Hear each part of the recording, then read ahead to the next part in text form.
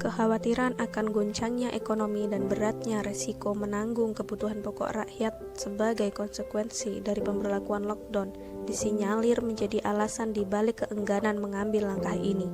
Padahal solusi ini digagas oleh para pakar epidemiologi, bahkan pakar agama, khususnya Islam. Setahun lamanya Indonesia dirundung penderitaan selama pandemi COVID-19. Kehidupan berubah total sejak virus mungil itu merangsek ke negeri ini.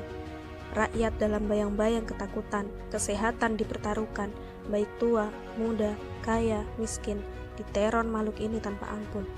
Tak sedikit nyawa yang melayang, bahkan tenaga kesehatan sang garda terdepan banyak yang berguguran.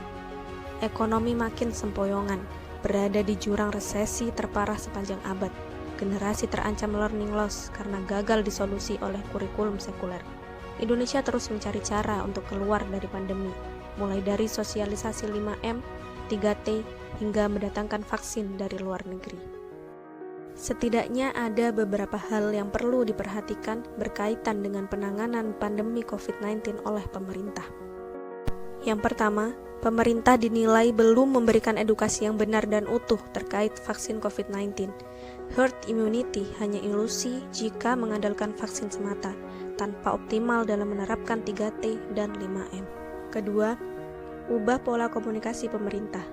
Dilansir CNN Indonesia, ahli biologi molekuler Ines Atmosukarto mengatakan, ada kebutuhan mendesak agar pemerintah Indonesia mengubah pendekatan komunikasi berbasis resiko.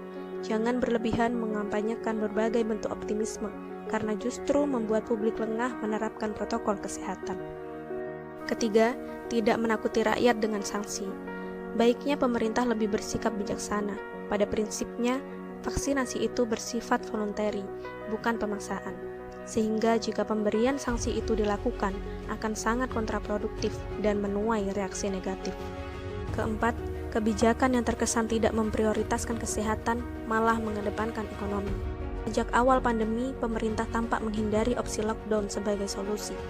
Kekhawatiran akan goncangnya ekonomi dan beratnya resiko menanggung kebutuhan pokok rakyat sebagai konsekuensi dari pemberlakuan lockdown disinyalir menjadi alasan dibalik keengganan mengambil langkah ini. Padahal solusi ini digagas oleh para pakar epidemiologi, bahkan pakar agama, khususnya Islam.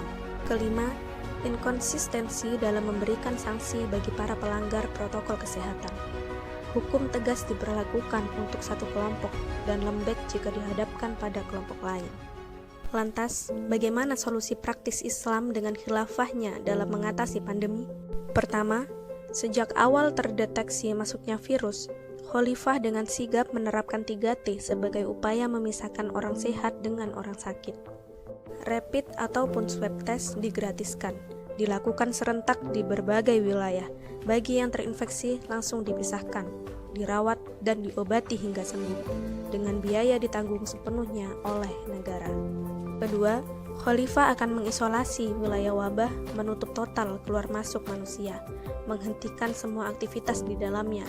Orang yang terinfeksi akan dibawa ke rumah sakit untuk mendapatkan pengobatan hingga sembuh, dan orang yang tidak terinfeksi wajib menerapkan protokol kesehatan dan berdiam diri di rumah.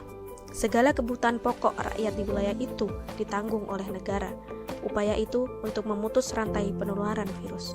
Ketiga, Khalifah akan membiarkan aktivitas sosial ekonomi berjalan normal, sebab sejak awal mampu mengidentifikasi mana wilayah wabah dan wilayah non-wabah, sehingga mudah memberlakukan penanganan berbeda.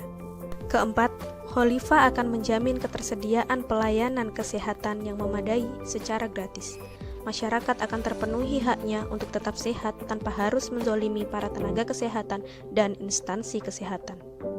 Kelima, Khalifah akan menopang secara penuh pendanaan untuk para ahli dalam melakukan riset untuk menemukan vaksin dengan tingkat efikasi tinggi, sehingga tidak perlu mengimpor vaksin demi menghindari terperosoknya khilafah dalam jeratan negara-negara kapitalis yang memonopoli vaksin. Semua mekanisme ini akan ditopang dari sumber keuangan khilafah. Keimanan dan ketaatan Khalifah serta masyarakat akan membuat semua pihak bersinergi dalam upaya keluar dari pandemi. Sungguh indah kehidupan macam ini. Maka wajar Allah menjanjikan keberkahan bagi orang-orang bertakwa. baik dari kalangan penguasa maupun rakyat biasa. Wallahu a'lam bishawab.